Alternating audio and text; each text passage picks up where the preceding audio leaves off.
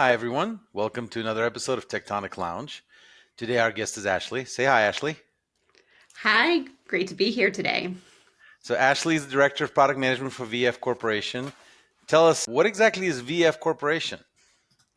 VF Corporation, in and of a nutshell, a manufacturing company. It started back in 1899 and was into manufacturing, kind of took on into what we would maybe call like our textile or lingerie industry. That's where you maybe have heard the name Vanity Fair. Not associated to the same magazine that we have today. But over the time, it's always stayed within manufacturing for like clothing and apparel. And today, it's evolved to one of the largest brands or like corporations that have many brands from a lifestyle to an outdoor equipment. And some of those brands that you may be familiar with would be North Face, Vans, Timberland, Dickies. Those are kind of like our large brands. And we have today over like 20 brands in our portfolio. And it continues to grow and evolve every single day. All right. Now that we got that out of the way, obviously, people may be wondering why we're talking about manufacturing when it comes to technology. And Yeah. I think we need to connect that for folks. And obviously, today's world, everybody sells online, but this conversation is not just about e-commerce. We're going to focus on the other side of things. Your role is a product manager. Now, some people call it product management directory. Some people call it product ownership. Some people call it product management. When we say this, does that mean you're sitting there and picking out for Dickies jeans, what seams you guys are going to do? Or you're picking out, what colors North Face is going to offer? And I still really hope for royal blue to match my team logo. Is that what you do? I do not, but that is a great question. Oh, There is someone within VF Corporation for every brand that does do product development to the actual jacket that I'm wearing. This is North Face right here. They figure out exactly how to get it from design to market and then to the consumer, right? I actually work in the technology area because for the consumer to actually purchase our product or to be engaged as a brand aficionado, they actually have to engage with a lot of technologies from their mobile app device to the point of like going into our retail storefront, to the e-commerce site, to our customer service. And that is where my team in my area plugs in. okay. So we made sure everybody understood that we're in tech. We're in tech. We're in tech. We're not talking about clothing design or anything like that. Yeah, So not today. when I think of product ownership, I've dealt with a lot of folks. We often deal with a product owner from the client side. Sometimes we have a product owner on our internal side. Kind of walk me through your routine on a weekly basis. What kind of things do you touch in product ownership? Great question. So let's first level set with some terms. I always Sure. think that's really helpful to kind of know what is a team. So today, right, there is a product manager. So this is someone that sets the strategy and the vision for maybe a single product as a whole, or maybe multiple products within a portfolio. Some people will call it product program management or initiative management. It has a lot of terms, but we're just going to say this is the blanket use case and like role of a product manager. And then part of the product manager who they work with and interface every day is a product owner. So this is the person that's going to say, hey, I work with the product manager to define our roadmap, things that we're going to actually bring to market to our consumers. And they do the tactical. And this person is actually going to be directly embedded in what we call an agile team for my particular use case. Some call it like a development team. We use agile practices. We'll kind of dive into that in a moment. So let's table it. But so product manager, product owner, they're great partners trying to say, here's where we're going to go. And this is driving that actual application. And the product owner then works with the engineers to actually bring that to market. So translating, hey, this is what experience we want to bring. This is the requirements that I have. And the engineering team goes out and figures out how to solve for it and how to bring it to market in the timeline and in the way that we envisioned. Right. So I think for a lot of folks, they're different size companies. Obviously, VF is not a small company by any means. Not at all. In some smaller companies, I have seen overlap between product manager, product owner when it's a smaller company Correct. directing a much smaller batch of products, maybe not even as big as a portfolio. So I want to just kind of make up a use case here and walk you through, have you as a pro walk me through this. Let's say, I'm the CEO of VF or, say North Face, and I say, you know what, I really want to make sure that when people on the app, they can do a full rotation and see the backside of the jacket and really kind of have an experience, even though they can't touch and feel it. That was always one of the big things. I still remember, believe it or not, there were people, I worked in Silicon Valley in last century, we'll just say that, who told me people will never shop for clothes or furniture online because they can't feel it. Obviously, we know that's not the case. There have been solutions to that. But with that in mind, you have to enhance the experience somehow. So as a CEO, I have this vision. I said, I want people to be able to do this. I pass it on to somebody. Do I call you up? Do I call up the product owner? And then how does the team run with that to make something like that happen? Certainly. So great example. I would say 20 years ago, a product manager wouldn't be interfacing with a CEO. They were one, it kind of wasn't like a well-known role. And it's really got its feet within that translation from a business. So our CEO saying, this is what goals or the experience I want to enable, then say, based on our functionality and our ability, I'm going to translate that and actually bring that to market for you. So in this use case, this is actually my bread and butter. So I'm really excited to answer this. CEO says, hey, I want that consumer to be able to purchase without touching the product in itself, right? We call that direct to consumer in my world. And so I'm going to say, hey, this consumer can purchase our product in multiple ways, right? They can purchase it in our retail storefront, on our mobile app, e-commerce, maybe if they even call into customer service. So I'm going to say, I want to be able to get this product to the consumer. I go to my team and I say, we lay out use cases, right? We say, okay, if the customer is coming in from the retail storefront, that's use case number 1. Customer coming through mobile app or the e-commerce, this is use case number 2. And so we really break down that goal into achievable pieces that we want to enable. And then the engineering team, so my product owner, I'm going to also say, hey, this is kind of the go-to-market timeline I would like for this. And this is also the most important thing that I really think the business sometimes forgets end to end. Like people don't realize we do this. I am in data all the time. So the next thing that I'm going to say is, this is what I want. And then I'm going to say, and this is how I want to measure it, right? So we already start with our KPIs or our metrics by which we're going to say, did this work? Did our idea work? In that same process, right, I'm going to work really closely with my CX and UX team. If people don't know what that means, customer experience, user experience. So we're going to say, okay, what is it going to look like and actually experience with the consumer? And then the team, the product owner, is going to say, okay, we're going to break this down into the small chunks of like you actually delivering that use case one by one. We don't go out and try to solve it all at once, right? We iterate. That would be bad. We do some like little pieces and we say, this is the first thing that we need to do. The next thing, the next thing, the next thing. And so we kind of piece it together like little Legos. And then I would bring it to market with them. So my team goes and does it. And one of the things that I love about this is in all of this, if you see what I'm telling you, I am not prescriptive. I'm not saying to the engineer, even though I know what they could do, I need you to build this in this system, this way, and it needs to be coded directly like this. That's not my job, right? I think that's Engineer like, would love that. Yeah, I don't do that because that's not my role. They're the experts. I empower them in this model, right? I'm saying, this is my vision, worked with me of what's possible. I also get ideas from them of like, hey, did you think about this? And then they bring it to market. So that's kind of like the end to end of how I work from the CEO all the way to the development team and then giving it to the consumer. And I'm assuming, unlike Bank of America, you probably guys do some QA testing before you roll it out. Okay, it's a very debatable. dated joke. No, just kidding. It's a very dated joke because of what happened this week. So we'll just leave it at that. I was going to say, there's been some oopsies always for every technology person out there. We've all had that. But yes, we by all means test before we go to production. I'm hoping our listeners are familiar with the Agile process and Scrum process because we've covered those in a couple different episodes, including with our CEO of Code Engine Studio, Steve, who really went deeper into an understanding of what really matters. And because a lot of people use the term Agile, they don't always mean Agile the same way. It has become a much broader term. Okay, you actually threw out two terms that I heard separately, but I never heard them put together. So I'm going to ask a follow-up question that I don't know the answer to at all. What is the difference between CX and UX?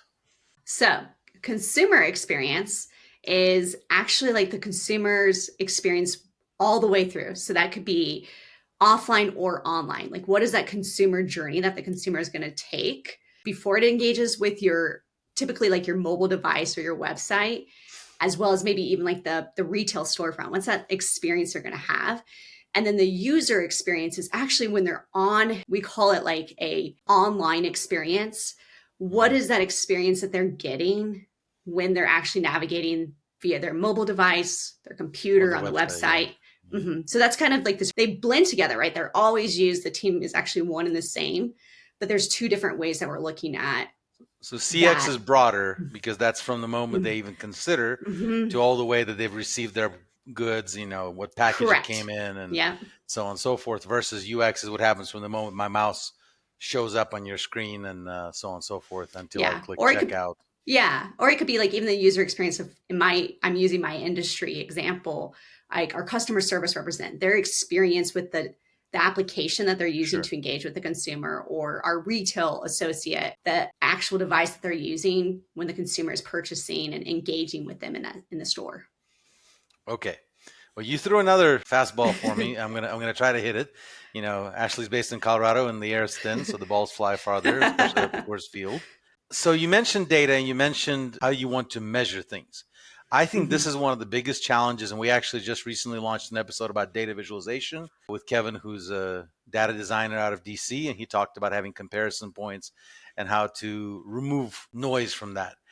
When you guys looking particularly at the digital side of things, right? Let's say the UX side of things, but the overall technological experience that a customer would have beyond the obvious checkout numbers, right? I mean, obviously, look, at the end of the day, sales matter, right? So revenue matters, yes. Yeah, for some Pays reason. my bills, yeah. Despite what the .com industry tried to tell you for years, trying to be non-revenue, revenue does matter. So other than the basics of revenue, I know there's terms out there some people may have heard of, like abandoned cart, and there's other things going on.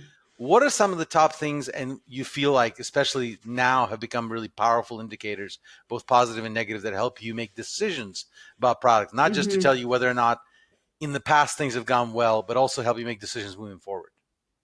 Oh, yeah.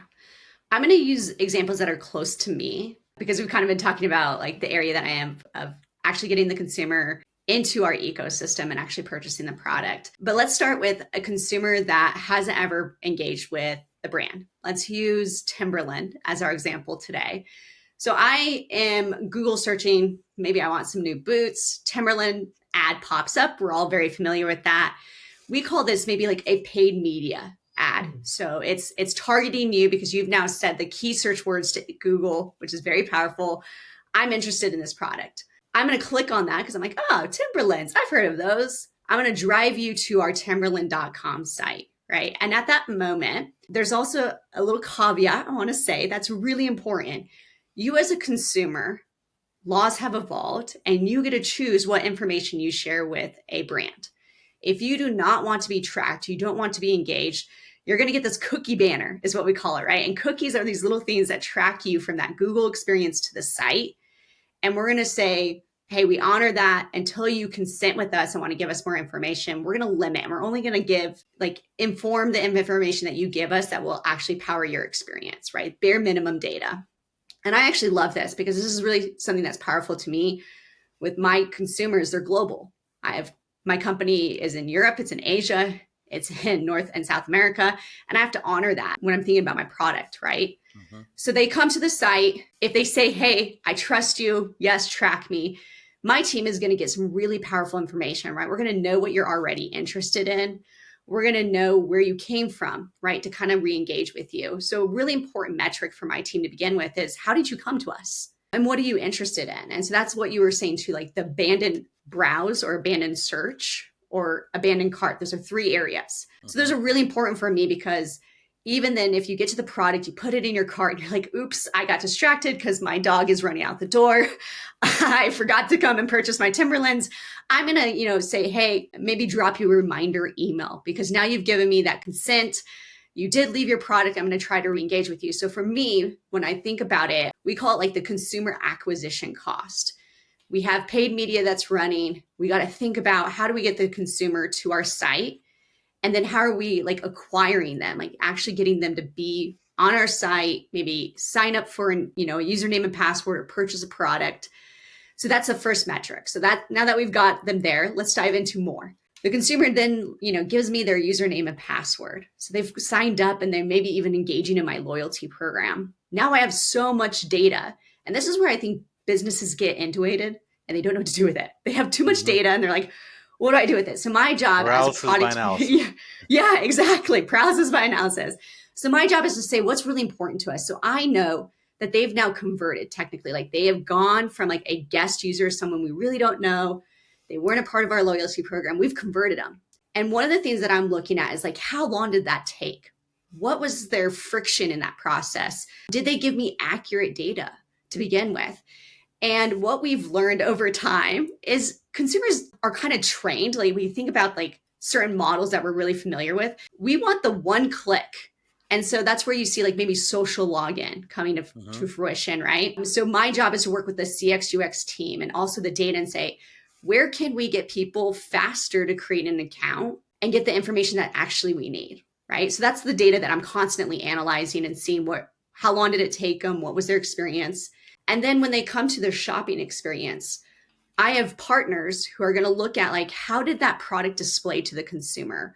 Was it easy for them to find what they were looking for? And then when they get to the checkout, what could we pre-populate or one click provide for them so that they don't have to enter their credit card and they don't have to enter their address? Like maybe it's like if you're familiar with PayPal or Apple Pay. So those are all the metrics that we're thinking around all the way. Now we get them to convert. We get that not only do they a part of our loyalty program or have a username and password, they now even purchase with us, which is great, right? So they're valuable to us. So we even have like another indicator of like, what is their value to us as a consumer? And then my next area picks that up and we call it engagement. So what I was talking about all the way to this point is what we'd say maybe acquisition. So as you can see along the way, like I'm constantly thinking about how is that consumer experiencing our brand and what's important to them and what kind of data can I get that tells me how to make it better and easier for them and to identify like at a personalized level. You're going to hear personalization all the time. That's going to make it so that they feel like we know who they are and making their shopping experience seamless. Yeah, I pause there because I'm sure that was a lot to unpack. So we're just going to pause at acquisition. Let's pause acquisition. We'll dive into retention and I have several questions about that. I immediately remember when you said, again, I'm going to age myself a little bit here, Blues Brothers, the original movie when he gives out the address and it happens to be Wrigley Field, when you said, do they give us accurate data? That's always a fun question. I'm going to throw a couple of short follow-up questions for you on this process. How do you generally focus on enticing customers to actually create the accounts? You mentioned loyalty programs, right? Is that the main enticement or is there other value you can provide to a consumer through the process of signing up? Because obviously the non-signed up users you mentioned as a guest user, you know very little about them and there's very little you can do with them, right? Yep. They're usually like a one-time purchaser and we don't want that. We want them to be like bought into our brand, purchasing multiple products all the time, right? So that's customers. Yeah, repeat customers, also that revenue. But for us, right, so we do have the loyalty programs. That is enticing because the more you purchase with us, you build up points that then give you a discount on a purchase down the road or give you access to specific events. Like if you're a North Face member, you may get access to some ski events or climbing events that are really, or vans for skate events that are really important. Skateboarders, right? Yeah. For us as a company right now, we do a lot of offers. And I think that's what you see across the board is if you sign up this one time, your first purchase will give you a 15%, 10%, 20%. And I actually kind of want to disrupt this. I was just talking about this with my boss. I think we're inundated as consumers with, we expect an offer all the time to give you my data. And I want to reteach our consumers that, hey, I'm going to let you sign up, but I'm actually going to give you a high value offer. And for us as a company too, that's important because we don't want to just be giving 10 to 15, 20% to move our product. We should be giving you something that you really want all the time. And you can give us your data, but with a high value offer, not like what you see across the industry. So that's something that my team's kind of working on disrupting right now and figuring out what's that like perfect high value offer. Well, I love the fact that, obviously knowing your audience, right? Because when I think of vans, I lived in Southern California in the 90s. And I know that if you were a skateboarder, you had to have vans. That was, otherwise you just weren't cool. So I think that culture permeates and connects. And obviously the company has grown and changed. It's been 30 years. So I think that but it's interesting that knowing your audience, right? North Face, Mm-hmm. even though not every person who owns North Face is a rock climber or a skier, but there's still that image that connects with it. And I always wondered about this, and the conversation I may have had with the client before, when you mainly only offer discounts or special deals to brand new customers, how does your returning customer feel valuable? Is he going to come back unless you entice him with another comeback or offer or something like that? Really quickly, you mentioned paid media and stuff like that. We've actually had somebody ask that question in one of the comments on a episode is, because you guys, your brands are very specific and they know their audience, how do influencers come into that? Do you guys pursue relationships with them? It's another way of doing paid media, but essentially driving it through brand representatives who are using social media. Yeah. Again, I'm going to use our brand portfolio examples. I do think there have been at times that we've partnered with influencers, but what I've actually seen over the recent, which I do love about our brands, Timberland is going to partner with maybe like lead designers, right? You're going to see like they just partnered with Pharrell and they did some like Louis Vuitton partnership there is what you'll see. So we'll actually take our brand and kind of bring it to a consumer in a unique way. So I really love that like Louis Vuitton partnership that we did for Timberland. You'll also see that with Vans. So Vans specifically partners with well-known designers, and in the apparel industry, shoes are huge, right? They're a huge reflection of you as a person. It's almost like artwork on your body. And we will partner with those and kind of say, this is the collab that we have coming out. We're going to drop it at this time. North Face does the same thing. So we kind of use that in that regard where we're partnering from a product design perspective. And then we also have professional athletes. So we sponsor athletes for Vans, North Face, and this area. And they're constantly branded, wearing our apparel, showing it out in the open, right? You see Alex Honnold. Yeah, you see Alex Honnold, Half Dome, all his major themes. He's head to toe in North Face, and people can see, oh, he's wearing that jacket. That jacket looks really great. Again, that's kind of where we put ourselves out there versus like maybe an influencer setting. Now, smaller brands, they got to approach it differently. And by all means, you got to just say, where can I get my product in the everyday lives of people and what's interesting and what they can connect with? So I read recently, so I know there's a Hollywood media thing where you can actually go to and see any TV show and any clothing item they wore and buy it. And apparently there's a move to do that for the Olympics as well, because people often see something and go, ooh, I want those shoes or I want that jacket. Yep. So, you can see the jacket instead of trying to scan a QR code on the screen while the guy is skiing downhill or something or doing a half pipe. That would be interesting. Okay. So you mentioned something I think is very powerful, and I think this applies to all levels of business. You mentioned the idea of friction. And I kind of want to spend a couple minutes of, obviously one click is a great example of removing friction. So if I were to define friction, it would be extra steps or complications to get something done, right? Correct. So, and one click is a great example of that. Obviously, there's security considerations and risk, and we have to deal with two-factor authentications. I know that at least one brand I've dealt with now allowed me to do fingerprint scanning for login, which I think is really awesome, because that's a little hard to fake, as long as my device has a fingerprint scanner. But what exactly are some of the other things that you've seen that are useful to remove friction from both the sign-up experience, but also the purchase experience, and even the retention experience? So this is where it's so powerful to have a CX UX team that can think that way and that you get to rely on from a product perspective. These are the folks that are going to say, hey, we've done a ton of user testing, or we've done some research as to like what you're looking at.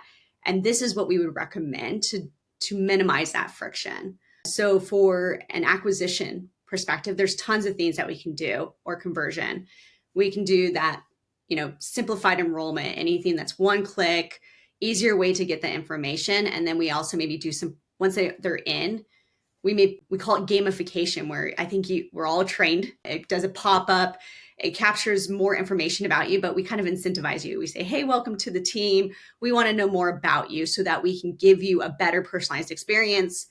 And then the consumer is going to say, okay, I'll give you this information because I do kind of want to know, what can you give me that will help me engage with your brand more? From a purchase experience, no friction is being able to save payments securely, right? We got to make sure that we as product folks, I think this is really important. You pointed it out. I take my job so seriously, right? I know that I'm getting your data. I'm getting really private information. I'm getting your personal payment information. I have to make sure that I am like shored up like a castle. And so I make sure with my developers, like everything that we're doing, we're always saying, how secure is this? Are we constantly testing and making sure no one can access this information? Because you got to build that trust with the consumer that when you give me this information, you don't see our name in the news of being something that got leaked and hacked. And albeit hackers are getting smarter, it's a constant challenge, but that's a big focus of mine. So that, like, safe payments, partnering with payment providers like Apple Pay, PayPal, etc. Those are big things. Klarna here in the United States. And then for engagement, right, a friction point would be that, for example, if I've purchased something with the North Face, we have this thing that's called buy online, pick up in store, BOPIS. So what we do, and like Home Depot does this really well, you get this experience across the board. We want to make sure that engagement. So when that product is ready, we're giving you like, hey, we got your order.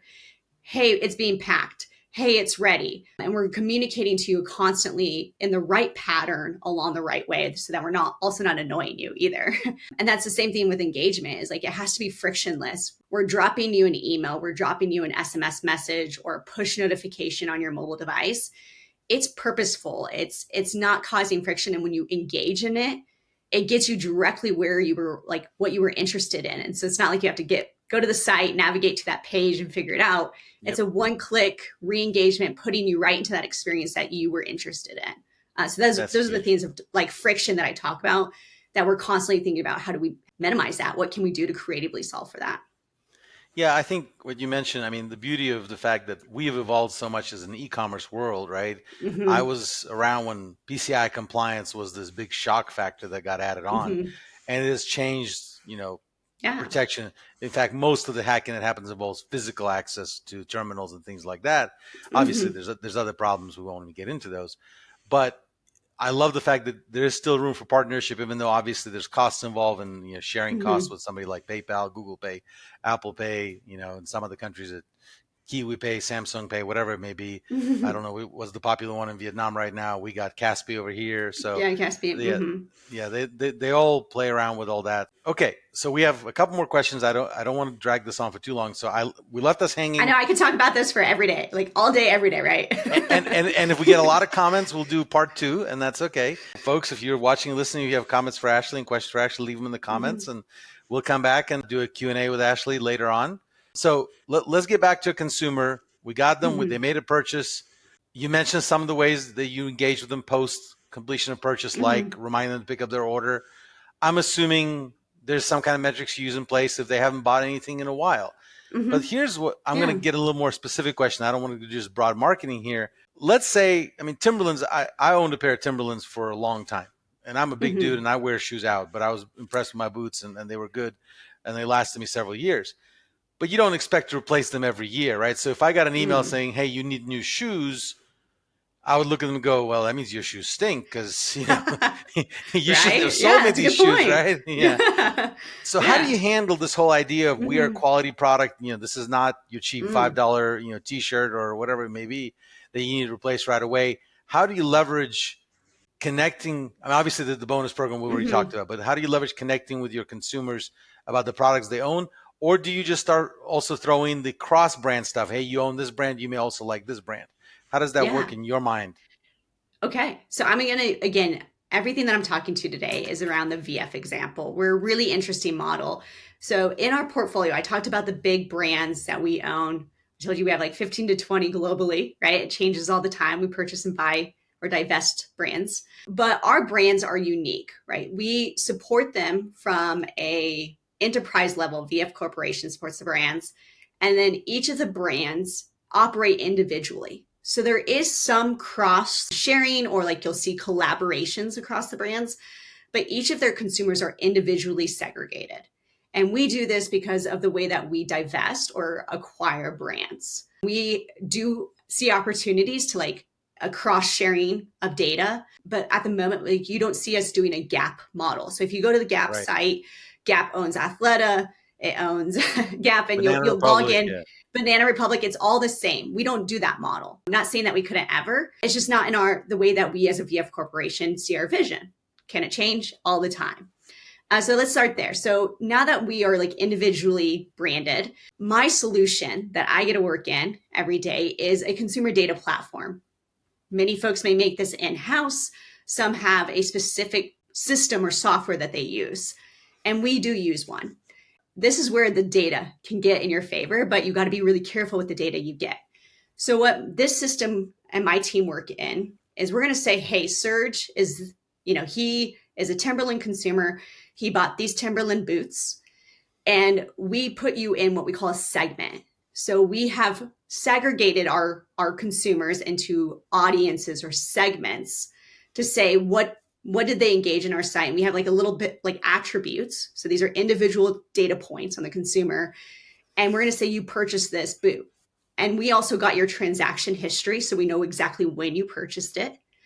And then we have like a model that tells us, okay, we do want our boots to last for a while, but maybe we did something new with that boot that you were interested in. Maybe we created a version 2, or it's been 3 years since you've purchased. And we're like, hey, we kind of want to remind you that like maybe that boot's getting worn down now, or we have like data that tells us how long those boots are really going to live.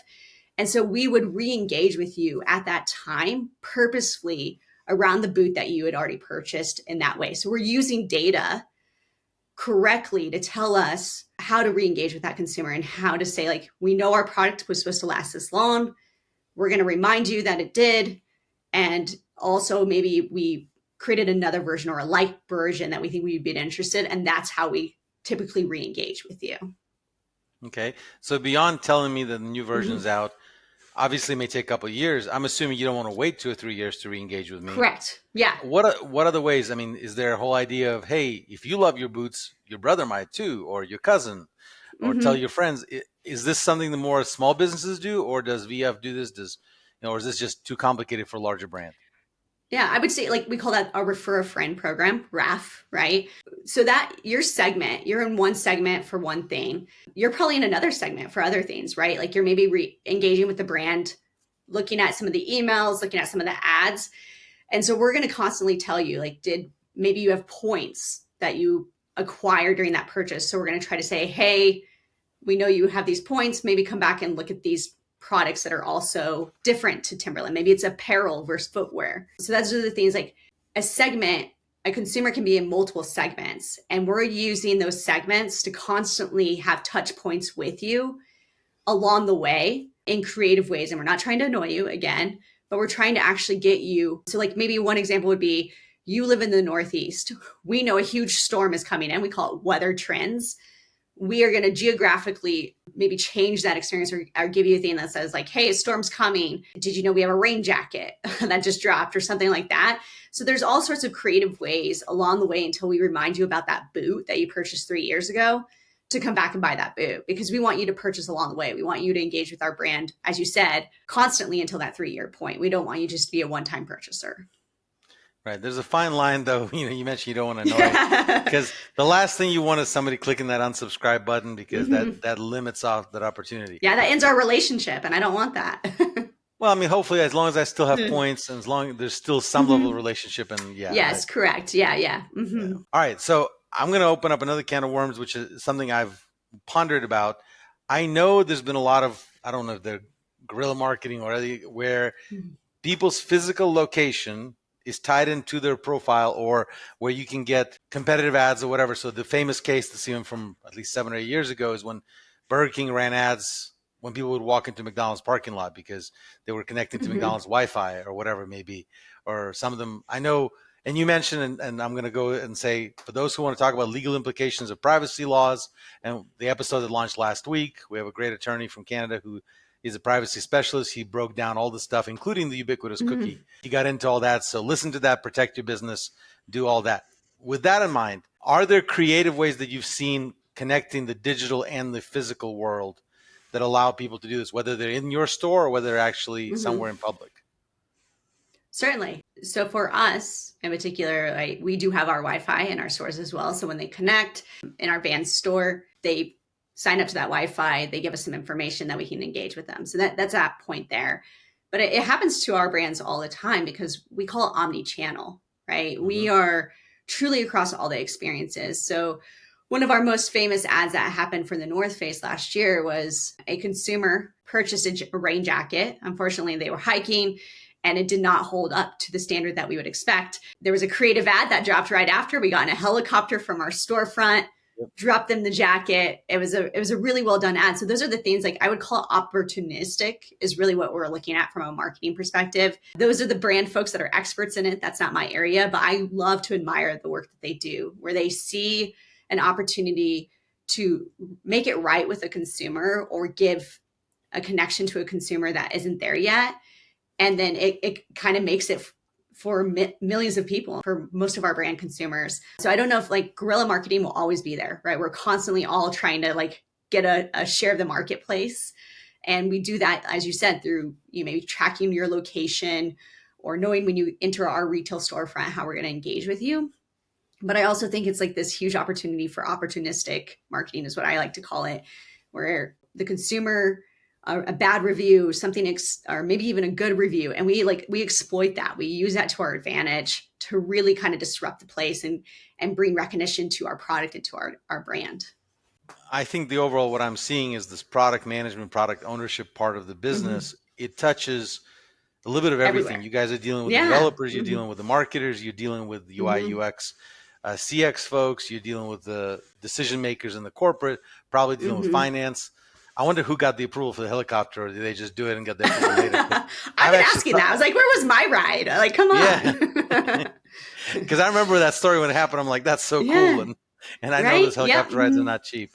So I guess I want to kind of step out of the VF Corporation for a second, because some of the people who listen to our show are brands that are more in a startup phase.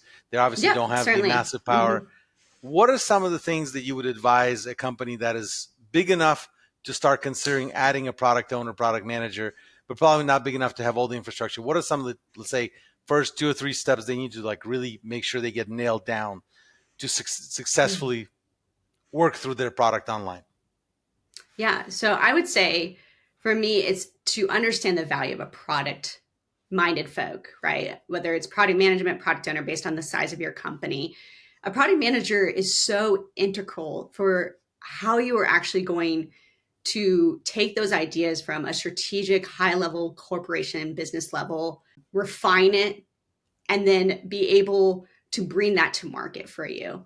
And you said it really well. Like I would say product managers sit in the center, right? If we had like a Venn diagram, they're the center between the developers, the customer, and the business. And they're constantly translating. So it's someone who has such strong strategic thought leadership and communication abilities, right? I interface with so many teams and so many different levels of folks every single day across the globe.